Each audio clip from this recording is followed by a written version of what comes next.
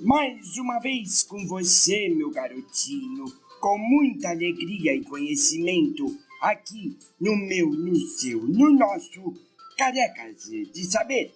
Olá pessoal, tudo bem com vocês? Eu tô cansado de ir. Mais uma vez, professor Otinho, você já tá de saco cheio de estar falando a mesma coisa, né? Muito bem, vamos lá para mais exercícios de agora de cinética, né? Eu prometo agora que o Tião não vai me matar dessa vez, né? Então tem menos exercício, viu, moço? Não bate em mim, não. Então, simbora. Questão 1. O aumento da temperatura provoca o aumento da rapidez das transformações químicas. Selecione a alternativa que mostra o gráfico obtido quando se representa o tempo necessário para que uma transformação química se complete em função da temperatura. Muito bem, pessoal. Essa questão pode ser uma questão tanto maliciosa, porque depende de como você vai variar a temperatura, certo? Nós vimos que tem dois tipos de reação. Reação endotérmica e reação exotérmica. O que é uma reação endotérmica? Quando a variação de entalpia é maior que zero. Isotérmica, quando a variação de entalpia é menor que zero. Portanto, você só vai favorecer a velocidade de uma reação quando for o aumento dela numa reação endotérmica. Portanto, como na questão... deixa eu virar a bicha. Pronto. Como na questão ele está falando... Como na questão ele está falando que o aumento da temperatura provoca o aumento da rapidez das reações químicas, você tem que lembrar que é uma reação que absorve energia, ou seja, uma reação endotérmica. Uma outra coisa que você precisa lembrar é o seguinte, que a velocidade vai ser igual ao quê? A variação de concentração pela variação do tempo. Vamos considerar a concentração constante nessa relação. O que a gente pode perceber? Que a velocidade e o tempo são grandezas inversamente proporcionais. Logo, se eu aumento a temperatura, eu estou favorecendo a velocidade. Se eu favoreço a velocidade, eu estou diminuindo o tempo em que a reação está ocorrendo. Portanto, qual é o gráfico esperado? É o gráfico de uma exponencial negativa. Desse jeito. Portanto, o item correto dessa questão é o item A. Item A de arrégua. Vamos para a próxima questão. Deixa eu trouxer aqui. Então, o que é que nós temos na questão 2? Em dois experimentos, soluções de ácido clorídrico foram adicionadas a amostras idênticas de magnésio metálico. Em ambos os experimentos, o magnésio estava em excesso e a solução recobria inteiramente esse metal. O gráfico a seguir representa, para cada experimento, o volume total de hidrogênio desprendido em função do tempo.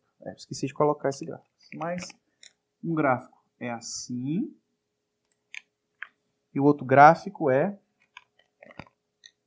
assim. Assim como? Para baixo. Assim. Aqui é 1. Aqui é 2. A reação em questão é essa daqui. Ácido clorídrico na presença de magnésio, formando o quê? O sal correspondente mais hidrogênio. O que está acontecendo é que a velocidade está sendo medida pela variação de volume de gás hidrogênio gerado nessa reação. Então vamos lá. Com relação a esses experimentos, determine a afirmativa falsa. Vamos para o item A. A concentração do ácido no experimento 1 é igual a zero no tempo t igual a 80 segundos. Vamos marcar aqui no eixo que eu esqueci também. 20, 40, 60, 80. Então aqui é 20, 40, 60 e 80. Muito bem, ele está falando que em 1, a concentração do ácido é 0. Isso é verdade. Por quê? À medida que a quantidade de hidrogênio está sendo formada, quando tiver totalmente consumido o ácido clorídrico, o que vai acontecer é que não vai mais gerar hidrogênio. Por quê? Como hidrogênio depende da concentração inicial de ácido clorídrico, se eu não tiver mais ácido clorídrico na reação, eu não tenho mais gás de hidrogênio sendo produzido. E essa quantidade é uma quantidade constante. Portanto, o item A, sim, é verdadeiro. A reação parou em 1, mais ou menos aqui, ó, em 40 segundos. Que foi o momento em que a curva começa a ficar paralela ao eixo do x, ou seja, tem uma função constante. Item B. A concentração do ácido usado no experimento 1 é menor do que do ácido usado no experimento 2. Vamos observar isso. A concentração do ácido 1, está dizendo que o 1 é menor que o 2. Sim, isso também é verdade. Por quê? Vamos olhar no tempo t igual a 40 segundos. Em 1, a reação, como a gente observou no item anterior, a reação já acabou. Certo? Mas na curva do experimento 2, observe que depois de 40 segundos, não 40, mas digamos aqui 70 segundos mais ou menos, aqui é 70 segundos. Quando a curva 2 fica acima da curva 1, vejam vocês que a curva continua a aumentar, o que significa dizer que a concentração a quantidade de hidrogênio continua sendo formada. Ou seja, depois de 70 segundos, a reação 1 permaneceu constante e a reação 2 ainda continuou processando, porque as concentrações são diferentes. E como é que eu percebo isso? Eu percebo pelo volume de hidrogênio. Como hidrogênio depende do ácido clorídrico para ser formado, então, se eu não tenho mais volume de hidrogênio sendo formado, ou essa quantidade tornou-se constante, significa dizer que o ácido aqui, a quantidade de ácido, o ácido nesse experimento foi totalmente consumido. Enquanto que na curva 2 ainda tem ácido para reagir. Como é que a gente observa isso? Pelo volume de hidrogênio que está sendo gerado. Portanto, o item B também é verdadeiro. Item C. O volume de ácido usado no experimento 2 é maior do que o volume utilizado no experimento 1. Então ele está dizendo que os volumes são diferentes, né? Isso também é falso. Quer dizer, não, isso também não é falso. Isso é falso. É falso por quê? Porque a velocidade da reação não vai depender necessariamente dos volumes das reações, mas sim das concentrações ou do número de mols da reação, certo? Portanto, esse item é o item falso, item C. O item D, ele diz o seguinte: o volume total produzido de hidrogênio no final dos experimentos é maior no experimento 2 que no experimento 1. Com certeza, isso é muito claro nesse gráfico. Observe que ao final do experimento, a curva 2, que é a curva com o ácido mais concentrada, é a que possui maior quantidade de hidrogênio gasoso, enquanto que na reação 1, praticamente o ácido acabou a 40 segundos. Portanto, item D verdadeiro. Logo, o item C é o item falso. Muito bem, vamos fazer mais questões agora falando sobre lei de velocidade. Mais uma questão agora. A tabela abaixo apresenta os dados da quantidade de reagentes e produtos ao longo do tempo para uma reação genérica realizada em 3 condições, como apresentado a seguir. Aqui, ó. Esquematize um gráfico da quantidade de produto em função do tempo para a reação que ocorre com uma velocidade. Item A. No item B é, considerando que o produto é mais estável que o reagente, esboce para as reações 1 e 2 um único gráfico de energia em função da coordenada de reação. Muito bem. Questão típica de cinética. E como é que a gente deve fazer? Como no item A ele está falando da reação que ocorre do produto formado com maior velocidade, nós vamos olhar na tabela de número de mols com o tempo, a gente vai olhar qual vai ser a reação que vai ocorrer mais rapidamente. 1, 2 e 3. Se a gente está considerando formação de produto, então o produto formado vai ser formado em menos tempo. E qual vai ser o momento em que vai ter menos tempo? Na reação 3. Porque olha só, quando nós estamos em 1 mol de produto formado, a reação 3 vai possuir menor tempo de formação. Portanto, nós vamos utilizar a reação 3, aliás, o tempo da reação 3, para formar esse gráfico. Então, qual vai ser a escala de tempo? Vai ser de 0 até 4. O 0 é a origem desse gráfico, então vamos lá. 1, 2, 3 e 4. As concentrações quais vão ser? 0, já está aqui. 0,25, 0,50, 0,75 e 1. Vamos ligar os pontos. Aqui com aqui, tchum. Aqui com aqui, tchum. Aqui com aqui, tchum.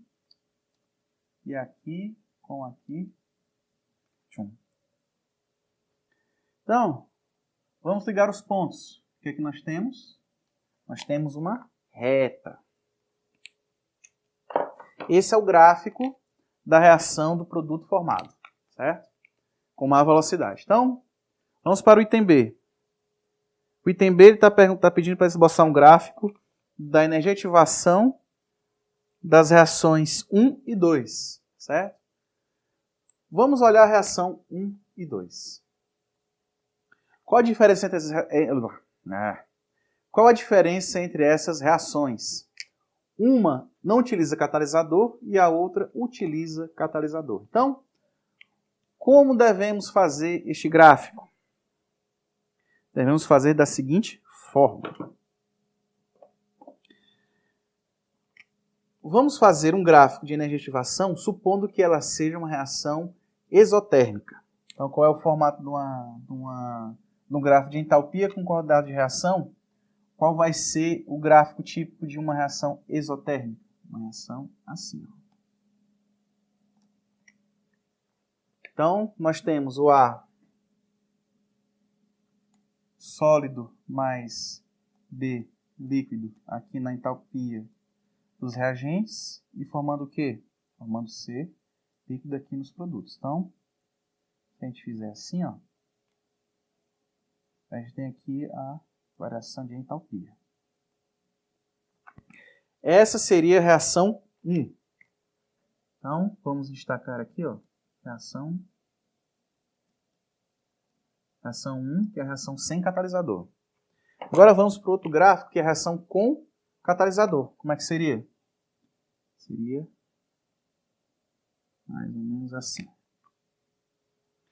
Então vamos indicar aqui, ó, reação 2.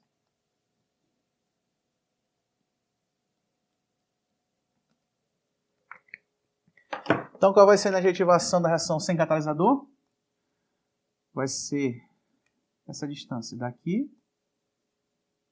para cá.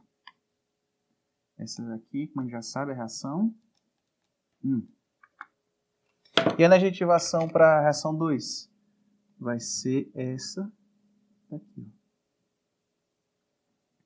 Então aqui é a reação 2. Voilá, né? Ou como diria o Souto, chablau, né? É isso aí. Mais quantas questões? Mais 2 questões e Zé Fininho. Vambora, pessoal. Questão da Federal Rio Grande do Sul. Bate. O estudo cinético da reação A para B está representado no gráfico de velocidade de reação V em função da concentração do reagente A. A partir deste gráfico, pode-se dizer que a lei de velocidade para essa reação é: meninos, bacharéis, engenheiros. Essa é uma equação de uma reta. Correto? Muito bem. se nós queremos exprimir a lei de velocidade, nós temos que lembrar de algumas coisas, né? Ela tem uma constante de proporcionalidade, né? Então, de cara a gente já sabe que V é diretamente proporcional a A. E qual vai ser a lei de velocidade para essa reação? Vai ser V igual a K vezes a concentração de A. Por quê? A e V, aliás, concentração de A e V são diretamente proporcionais. E o coeficiente angular formado entre a reta e o eixo do x, a tangente do ângulo alfa para esse tipo de reação, dá exatamente a constante K de velocidade. Portanto, o item correto é o item B, B de bola. E, para livrar o Tião de trabalho excessivo de edição de vídeo, né?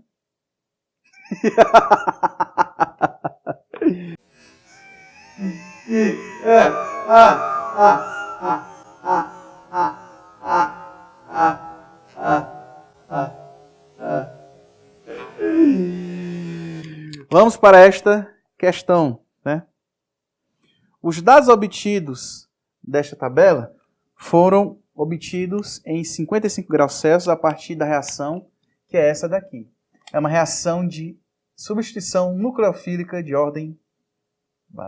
Não vou falar a ordem. Mas se você tá ligado nos bagulho, mano, você já sabe qual é a resposta do item A, né? Portanto, essa reação é a reação que foi feita esses experimentos. Então, com base nesses dados, represente a expressão da lei de velocidade dessa reação. Item B, determine o valor numérico da constante de velocidade. Muito bem. Nós temos dois reagentes. Então, o que a gente deve fazer?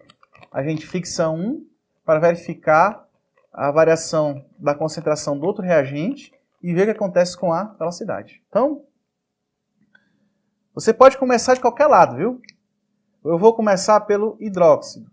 Eu vou fixar a quantidade de hidróxido. Então, daqui para cá variou nada, né? Daqui para cá, quando você dobra a concentração do brometo de T-butila, o que acontece com a velocidade de reação? Assim, não esquece de colocar quantas vezes aumentou, hein? Se eu dobro a concentração de 1, a velocidade também dobrou. Aí, olha só, vamos pegar agora de 0,10 para 0,30 mol por litro. Então, eu fiz aqui, eu multipliquei por 3, do experimento 1 a 3. Se eu mantive constante a concentração do hidróxido também para cá, ó, se eu triplicar a concentração, a velocidade também vai triplicar. Então, eu já sei qual é a ordem de reação desse reagente aqui. Então, a ordem desse rapaz aqui, o M, vai ser igual a 1. Agora, vamos fazer o seguinte. Vamos manter constante a concentração do brometo de tess-butila. Está aqui. Mantivemos constante de 4 para 5. Quando a gente aumenta a concentração em 1,5 vezes, ou seja, nós apenas aumentamos pela metade a concentração de hidróxido, não houve variação na velocidade de reação. Portanto, a ordem do hidróxido é uma ordem 0. Logo, deixa eu ver uma coisa. É isso mesmo. Logo, qual vai ser a lei de velocidade? A velocidade da reação vai ser igual a K vezes a concentração do brometo de tess-butila. Aliás, tess-metila, não butila, metila. Se vocês prestarem atenção, essa reação, né, eu quase falei o nome dela no início que eu estava lendo a questão, essa reação é a reação de substituição nucleofílica, ou seja, eu troco um nucleófilo, que é o bromo, por outro, que é o hidróxido, para formar um álcool. Só que essa substituição nucleofílica ela é de ordem 1, ou seja, ela depende somente da concentração do haleto de alquila. Se você já soubesse isso, você já podia direto escrever a lei de velocidade como sendo essa, né? Muito bem. Ela não vai depender da concentração do hidróxido, porque a etapa determinante vai ser a entrada dele no... Aliás, a etapa determinante vai ser a saída do brometo de alquila, né, dessa molécula, para formar o álcool correspondente. Muito bem. Para calcular a constante dessa reação, basta isolar o K, dividindo quem? A concentração do brometo de tércio-metila. Então, K vai ser igual ao quê? A velocidade, pode ser qualquer uma delas. Na hora que vocês estiverem fazendo esse tipo de coisa, façam a coisa direitinho, passo a passo, para vocês não errarem na conta final, certo? Então, como eu falei para vocês, a constante vai ser a divisão entre o volume, né? A velocidade de reação com a concentração do brometo de tércio-metila. Então, qual a velocidade? 0,001 dividido por quem? Pela concentração. 0,10. A operação de decimais, 10 a menos 3 dividido por 10 a menos 1. Vamos multiplicar por 10 a 1 em cima e embaixo. Vai dar o quê? 10 a menos 2. O quê? Se eu estou dividindo mol por litro por segundo por mol por litro, vai sobrar quem? A unidade. Segundo a menos 1. Muito bem, pessoal. É isso aí. Nós concluímos aqui com esses exercícios do conteúdo de cinética química. A próxima aula vai ser sobre equilíbrio, muito pedido aí pelo pessoal. Então, muito obrigado pela atenção de vocês.